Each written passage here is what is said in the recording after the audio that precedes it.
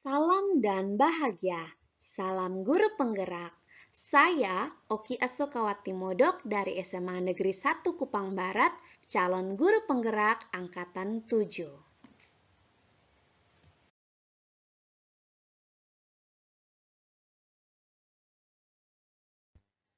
Pada tugas demonstrasi kontekstual modul 1.1 tugas 1.1 A6, tujuan pembelajaran kita yaitu mewujudkan pemikiran Ki Hajar Dewantara, pendidikan yang berpihak pada murid sesuai dengan konteks diri murid dan sosial budaya di daerah asal. Nah, karya demonstrasi kontekstual saya dalam bentuk infografis. Di sini saya akan menjelaskan atau menuangkan pengalaman yang sudah saya dapat ketika saya belajar pada modul 1.1 pada pendidikan guru penggerak angkatan 7 ini. Saya mendapatkan banyak pembelajaran tentang filosofi pemikiran Ki Hajar Dewantara mengenai asas trikon dapat dilambangkan sebagai sistem di mana saya dapat menjadikan sistem ini dalam proses pembelajaran di kelas. Sehingga pengalaman baru yang saya peroleh akan saya tuangkan di sini. Mari kita lihat. Ki Hajar Dewantara. Beliau adalah bangsawan Jawa, aktivis pergerakan kemerdekaan Indonesia, kolumnis, politisi, dan pelopor pendidikan bagi kaum pribumi Indonesia dari zaman penjajahan Belanda. Ia adalah pendiri perguruan Taman Siswa, suatu lembaga pendidikan yang memberikan kesempatan bagi para pribumi untuk bisa memperoleh hak pendidikan, seperti halnya para priai maupun orang-orang Belanda. Ki Hajar Dewantara memberikan pemikirannya tentang dasar-dasar pendidikan. Menurut Ki Hajar Dewantara, pendidikan bertujuan untuk menuntun segala kodrat yang ada pada anak-anak agar mereka dapat mencapai keselamatan dan kebahagiaan yang setinggi-tingginya. Pendidik itu hanya dapat menuntun tumbuh atau hidupnya kekuatan kodrat yang ada pada anak-anak agar dapat memperbaiki lakunya atau bukan dasarnya hidup dan tumbuh kembang kekuatan kodrat pada anak.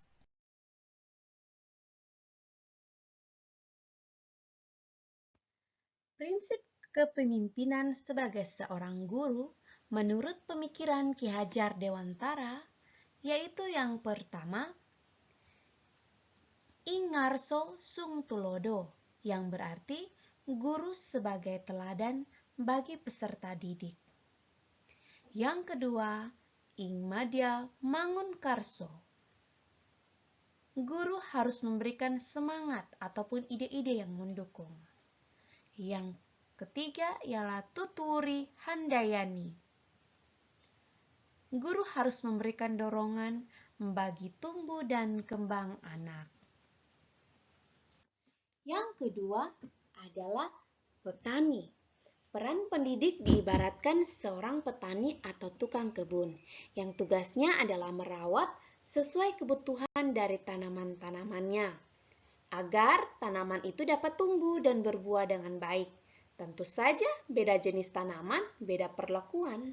Nah, di sini saya mau mengambil contoh yaitu petani yang mendapatkan bibit jagung. Walaupun jagung itu bukan jagung yang unggul atau benih yang unggul, tetapi petani itu dia harus merawat, menjadikan bibit itu menyiram dan memberikan pupuk sehingga bibit yang tadi tidak unggul akan menghasilkan buah yang baik, menghasilkan buah yang dapat bermanfaat bagi banyak orang. Nah, disinilah peran tujuan pendidikan menurut Ki Hajar Dewantara itu tercapai karena kita harus memusatkan perhatian kita, memprioritaskan siswa atau peserta didik sebagai yang utama agar mereka kelak bisa menjadi orang yang berguna di masyarakat maupun di mana saja. Ketiga, budi pekerti. Budi pekerti atau watak atau karakter merupakan hasil dari bersatunya gerak pikiran, perasaan, dan kehendak atau kemauan sehingga menimbulkan tenaga. Artinya, ada cipta, rasa, karsa atau karya, dan ditambah pekerti sehingga menimbulkan tenaga. Perlu diketahui bahwa budi pekerti adalah pikiran, perasaan, kemauan, sedangkan pekerti artinya tenaga. Jadi budi pekerti merupakan sifat jiwa manusia melalui angan-angan hingga menjelma sebagai tenaga. Nah, budi pekerti ini ada dua, yaitu budi pekerti yang dibawa dari lahir dan ada juga dari batin. Ketika lahir dan batin ini disatukan sehingga ditambah dengan pekerti menghasilkan tenaga atau dorongan sehingga siswa tersebut di dalam gambar ini ketika dia setiap pagi harus melakukan salam. Nah, kalau tidak melakukan salam berarti dia akan mendapatkan nilai atau penilaian sikap yang buruk. Jadi setiap hari dia harus melakukan salam terhadap orang tua atau terhadap guru. Nah, ini adalah salah satu contoh di mana budi pekerti dari lahir atau pengajaran. Sedangkan melalui batin, dia merasa bahwa atau dia tersadar bahwa setiap hari tanpa disuruh dia harus melakukan salam. Karena dengan melakukan salam dia bisa mendapatkan nilai yang baik atau nilai sikap yang baik. Yang keempat adalah bermain. Bermain merupakan kodrat anak. Menurut Ki Hajar Dewantara, permainan anak itulah pendidikan. Ki Hajar Dewantara dalam buku pendidikan halaman 241, dalam hal ini pendidik harus memahami bahwa kodrat anak adalah bermain, sehingga pembelajaran bisa diintegrasikan dengan bermain sambil belajar atau belajar sambil bermain. Nah, di sini pembelajaran yang saya dapat yaitu saya akan melakukan pembelajaran dengan strategi. Dengan strategi permainan yang ada di samping adalah permainan congklak, di mana saya harus membuat anak-anak merasa nyaman dengan permainan dan di dalam permainan itu berisi pertanyaan-pertanyaan yang berhubungan dengan tujuan pembelajaran kita. Kelima, pendidikan yang berpusat pada murid. Pendidikan ini di mana pendidikan yang berupaya memenuhi kodrat kebutuhan tumbuh kembang anak sesuai dengan pemikiran Ki Hajar Dewantara bahwa menghamba pada anak. Pokoknya pendidikan harus terletak di dalam pangkuan ibu bapak karena hanya dua orang inilah yang dapat berhamba pada anak dengan semurni-murninya dan seikhlas-ikhlasnya, sebab cinta kasihnya kepada anak-anaknya boleh dibilang cinta kasih tak terbatas. Karya Ki Hajar Dewantara dalam buku pendidikan halaman 382. Menghamba di sini bukan berarti dapat diperlakukan semena-menanya, tapi pendidikan harus berorientasi pada kebutuhan anak sehingga anak dapat berkembang sesuai dengan minat dan bakatnya.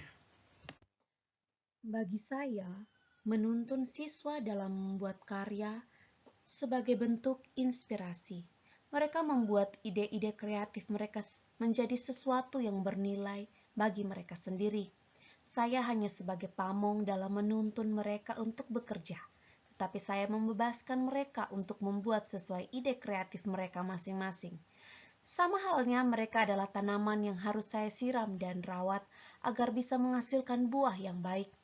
Mereka diajar untuk melakukan sesuatu yang bisa menghasilkan nilai jual. Dan ini adalah pengalaman baru yang harus saya lakukan di mana saya harus menuntun siswa. Yang pertama, sebelum melakukan praktek, saya harus mengajarkan mereka untuk bagaimana cara membuat kerajinan. Nah, ketika saya sudah menuntun mereka, saya di tengah mulai mendukung mereka dalam pembuatan kreativitas menurut mereka masing-masing. Apa ide-ide mereka, apa kemauan mereka, saya terima dan saya bantu mereka, saya dorong mereka untuk mereka bisa menciptakan sesuatu yang berguna.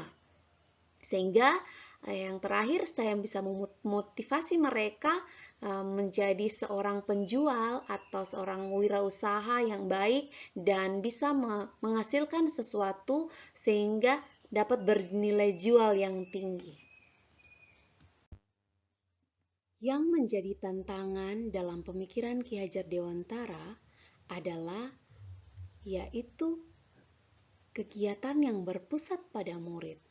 Di sini ada konsep yang mengatakan bahwa guru harus menghamba pada murid. Yang menjadi tantangan adalah apakah saya mampu menjawab tantangan ini pada pembelajaran saya atau tidak. Kemudian, solusi dalam pemikiran Ki Hajar Dewantara ialah solusinya bagi saya yaitu intinya saya tetap berpegang teguh pada pengajaran Ki Hajar Dewantara berdasarkan asas trikon yang sudah saya pelajari. Terima kasih, semoga materi ini atau pembelajaran dan pengetahuan yang saya dapat berguna bagi saya dan dapat saya terapkan dalam proses pembelajaran saya di sekolah. Terima kasih.